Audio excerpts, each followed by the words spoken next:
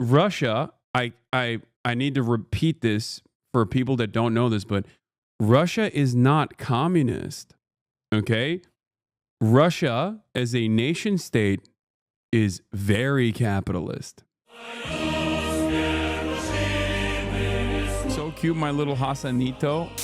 Ladies and gentlemen, it's time to talk about American foreign policy, everyone's favorite subject matter, America's foreign policy and the belligerent nature of the Trump administration. What will happen to the United States of America? You got Nick Twitch. Thank you for the raid. Hope you had a good stream, brother.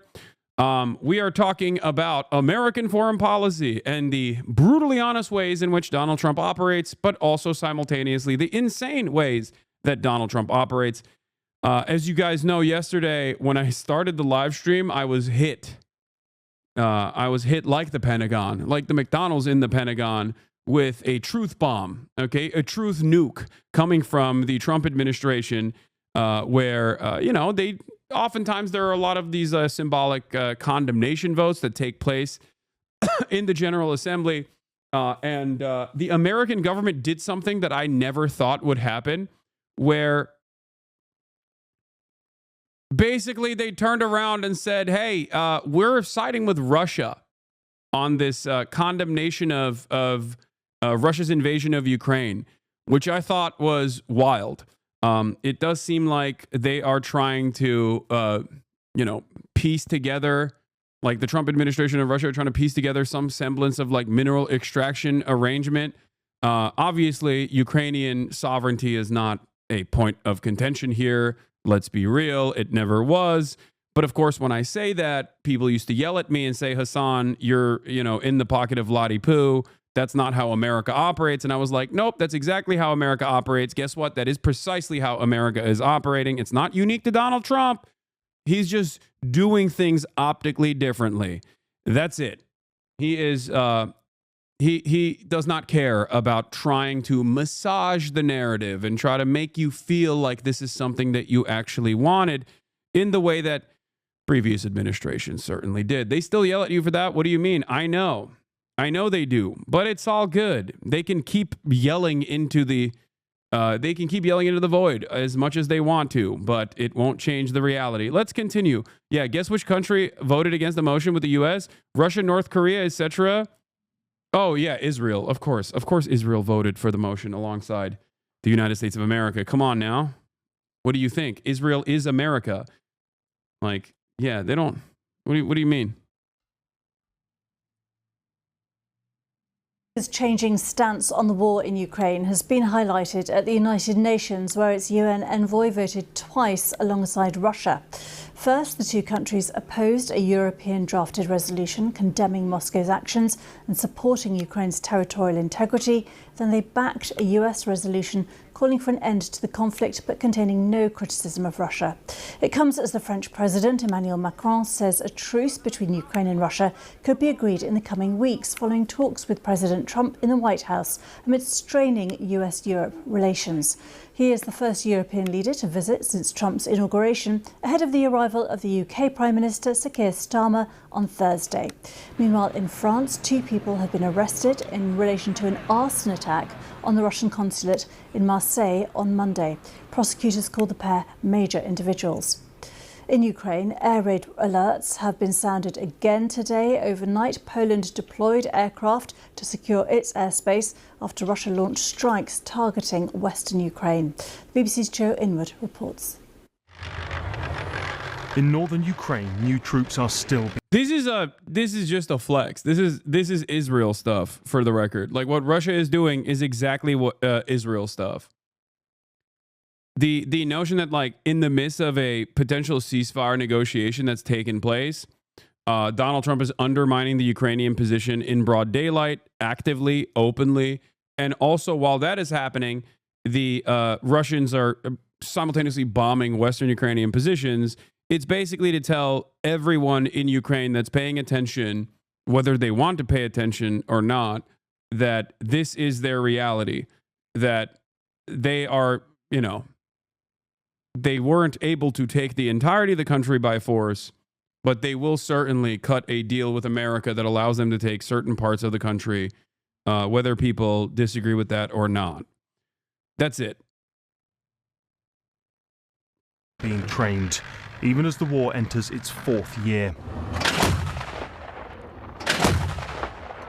The cost has been huge, but this country appears to be holding on. It's done so through the effort of men like Evhen, who says Ukraine is making more of its own weapons and will continue to do so. It's good to get help from abroad. Help won't last forever. It's here today, it might be gone tomorrow. And that point has been brought home by the dramatic change in US policy.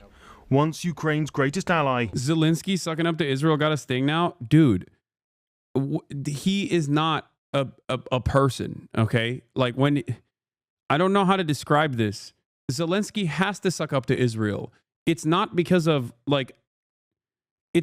genuinely held convictions or whatever. He has to because he is beholden to American interests. He has to do that. Oh God, my ear is ringing. Zelensky has no choice in this process. Israel quite literally refused to give Ukraine. Israel quite literally refused to give Ukraine the Iron Dome when Zelensky was demanding it, when Zelensky was asking for it, begging for it, which is the most understandable thing that you would want in a situation like the Russian invasion. At least to like protect certain areas like Kyiv. You know what I mean? I know that like the Iron Dome only works in small fields and smaller areas, but like you could at least deploy Iron Domes in you know, places like Kyiv or even Western Ukraine. Nope. Nope. Israel said nope. We will not let it get to the hands of the Russians, and then by way of the Russians, the Iranians. That was Israel's response. Zelensky was begging for dome pause. Yeah.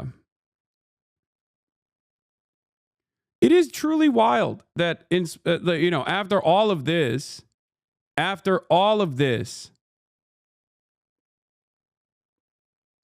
there's still people that are maintaining this false notion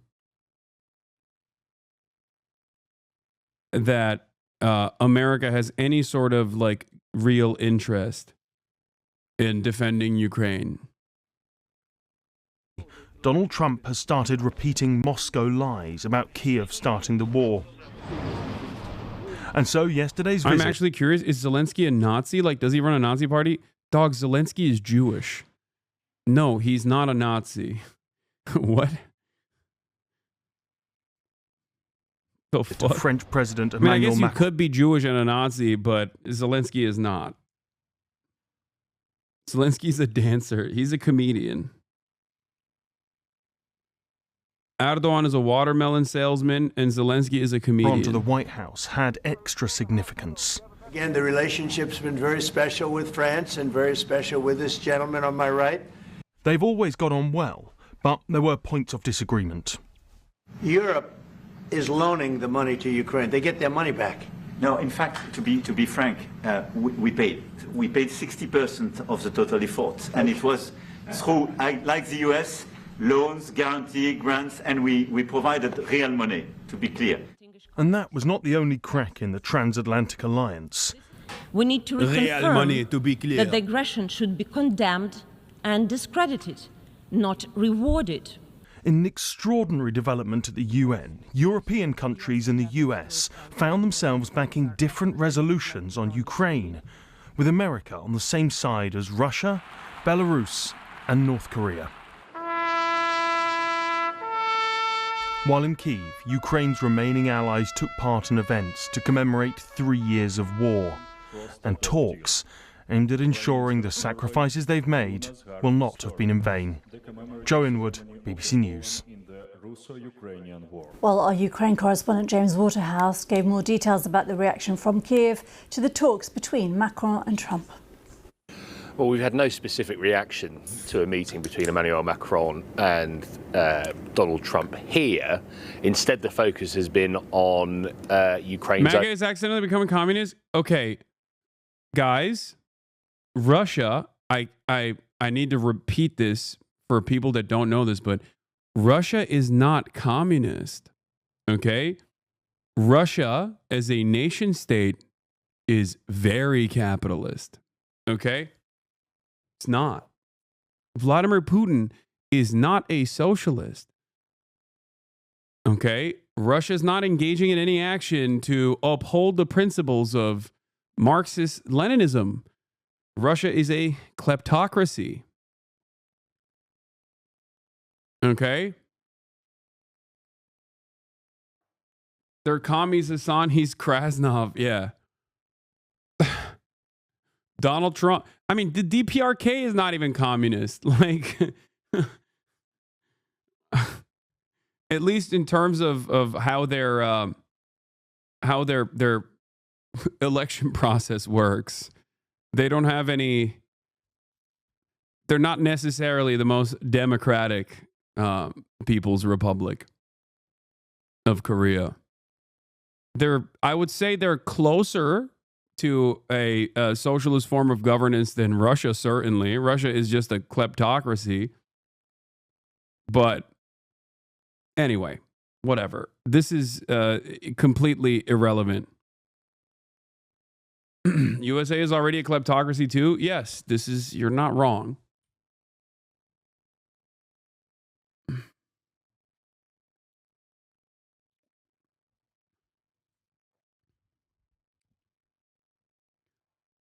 I lived in Russia for 3 months. It is not communist by any means anymore. It is a fascist state where the media against the government is completely suppressed and has a capitalist economic system. It's run by oligarchs and a kleptocracy, like you said. Yeah, I mean, it's a shitty circumstance for all the Russian people living there, but it is literally a kleptocracy.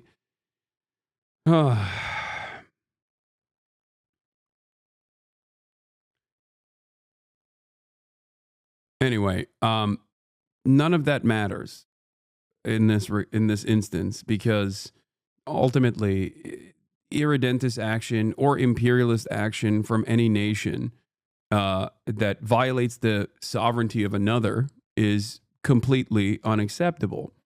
It does not matter if it's Russia doing it. It does not matter if it's America doing it. This has been my firmly held commitment and principle in perpetuity. Okay? Having said that, of course, people will make up their own minds regardless. Yeah, it's the same. No, it's China as well. Yes, this also extends to China as well. Okay?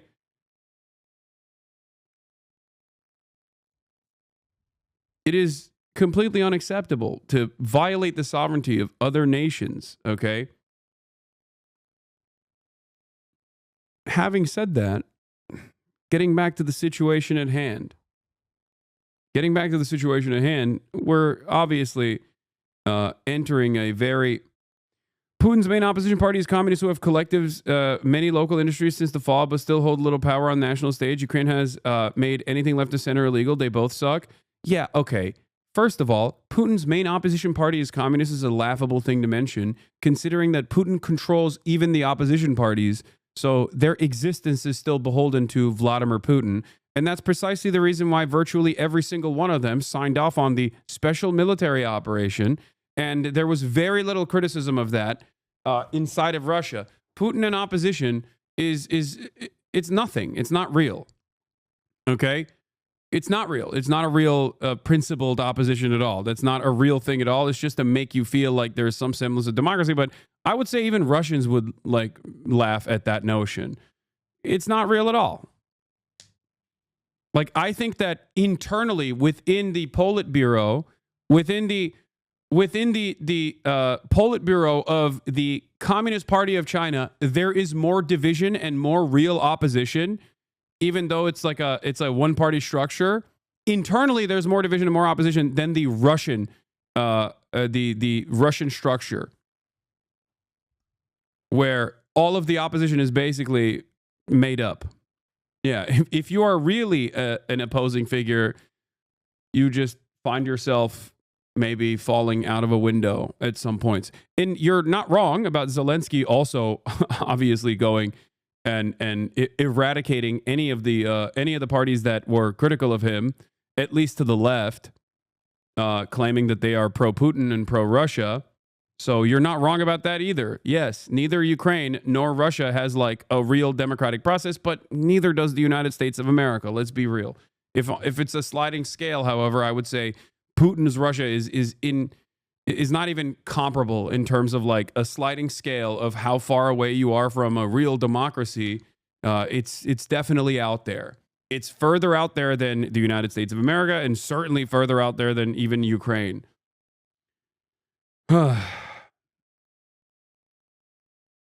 Anyway. Own rallying cry to its remaining allies as America throws the gauntlet down, really, challenges Europe to try and step up where it is less willing to do so. We're going to see Sir Keir Starmer follow suit, where he will visit Donald Trump in the White House to try and bridge a widening gap between Europe and America. So here, instead, we have seen a continuation, really, of military pledges, an announcement of new sanctions against Russia by the likes of the European Union, and I think it's a departure from the alignment we're seeing, certainly with the United Nations votes we've seen, with the softening of language from Washington. If you don't think Russia is further away from being a democracy than the USA, I'm sorry, but you are completely oblivious to how things work, both here in the United States of America and also in Russia as well. Okay? Like, no disrespect, but the remainder of the American institutions, okay, and even certain principles like free speech, born out of America's status as the global hegemonic superpower, have absolutely created some semblance of democratic democratic structures in this country that Russians don't have. Having said that, it doesn't matter. America, pound for pound, is still obviously awful and does a metric ton of evil around the globe. But come on. That's an entirely separate thing. When you're saying like USA is doing a genocide at the moment, yeah, I agree with you. You're not wrong about that at all. But we're talking about like, the sliding scale of like theoretical democracy and which countries are closer to theoretical democracy versus others. I don't think America is that close to a theoretical democracy either, but I'm saying that it's not even in the same playing field as Russia. I promise you, if it was, and it can become closer to Russia, and it most likely will become closer to Russia in terms of being undemocratic very soon. But you'll know when we get there.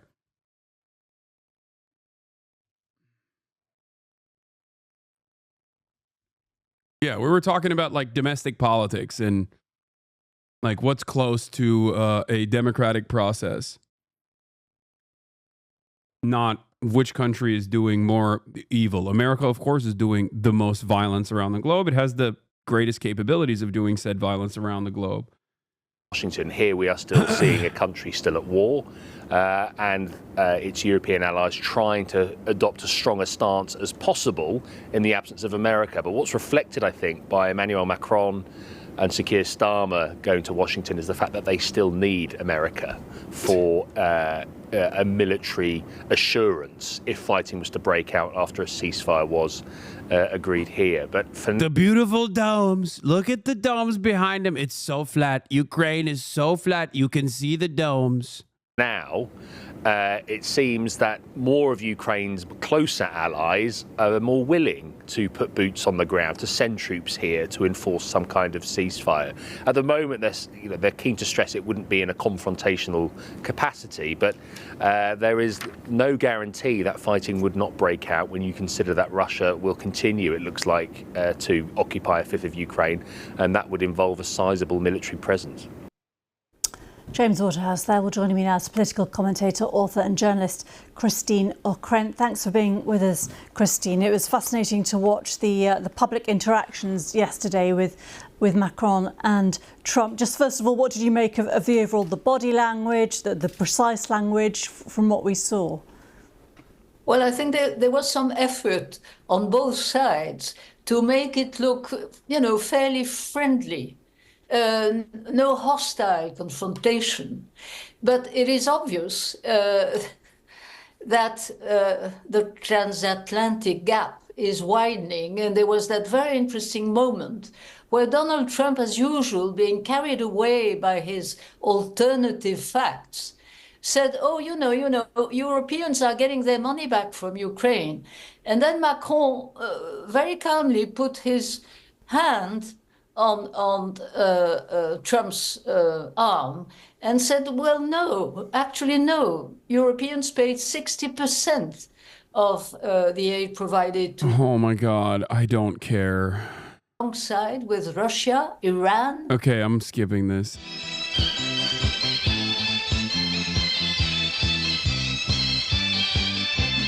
Hiện在太陽風呀風風風咧，是做太陽是毛色都飞，看看到我們的職業班咧，這一本身當家。